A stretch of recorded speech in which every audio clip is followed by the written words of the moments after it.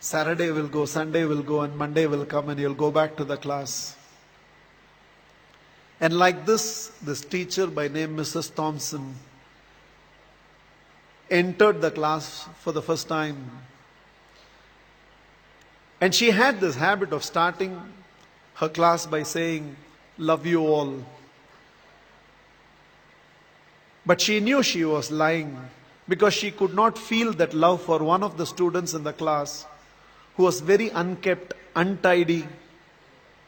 And there was nothing in the child that drew attention from Mrs. Thampson.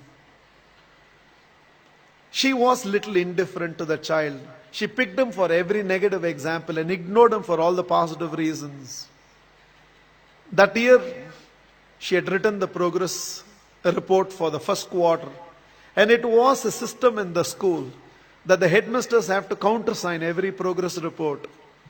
The headmasters called for Mrs. Thampson and told Mrs. Thampson, a progress report should report some progress. It should make a parent feel my child has a future. The way you've written the progress report for Teddy, that is how he was called. The way you've written the progress report for Teddy, parents will give up on Teddy. Mrs. Thampson immediately said, there's nothing I can do. I have nothing positive to write about the child. Immediately, the headmasters asked the administrative staff of the school to trace the old year progress reports of Teddy and send it across to Mrs. Thampson's class. Mrs. Thampson saw the third standard progress report. And it was written, the final remarks, Teddy is the brightest child in the class. She was stunned by what she read. She saw the fourth standard progress report, and progressively all the remarks suggested that Teddy's mother was suffering from terminal cancer.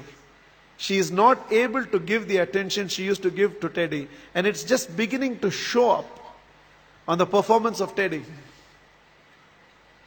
The fifth standard progress report read,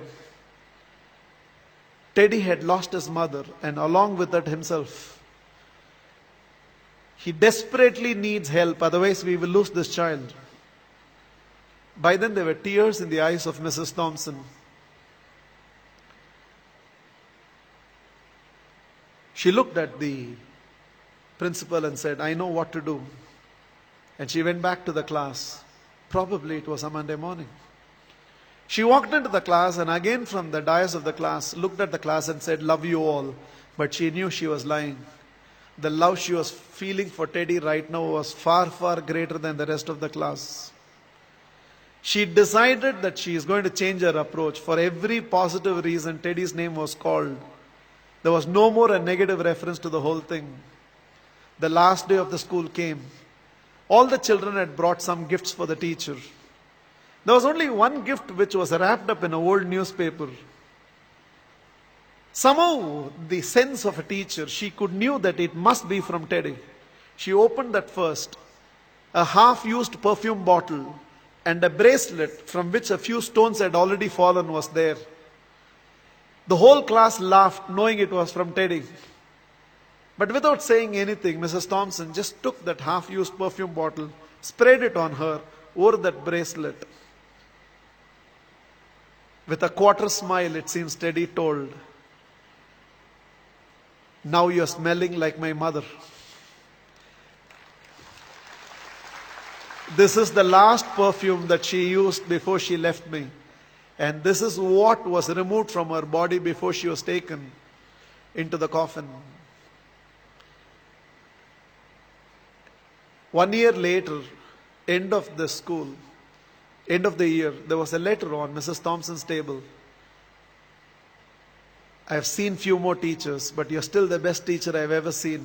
With love, Teddy. Every year till the end of the year, Mrs. Thampson used to get this letter from Teddy. I've seen few more teachers, but you're the best teacher I've ever seen, Teddy. Years rolled by, they lost contact. Somewhere an agent traced Mrs. Thampson, who had retired by now, and handed over a letter. And the letter was signed, Dr. Theodore, PhD. Teddy had gone on to become a PhD. And the letter read, I have seen many more people in life, Mrs. Thampson, This is your Teddy. You're still the best teacher I've ever seen. I'm getting married,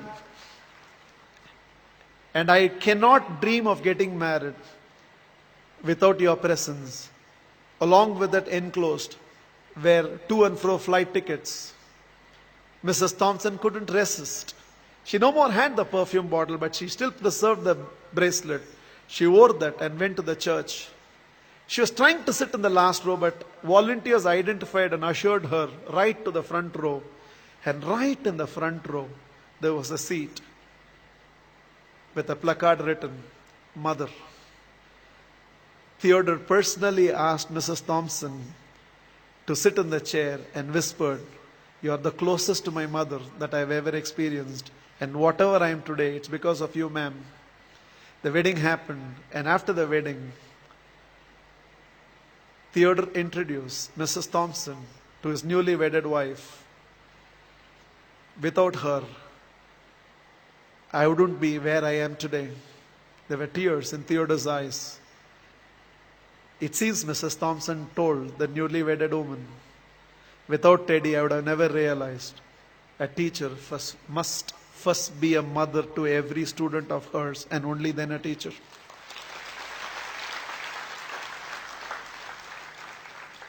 This is just my request to all of you. There is a Teddy sitting in your class.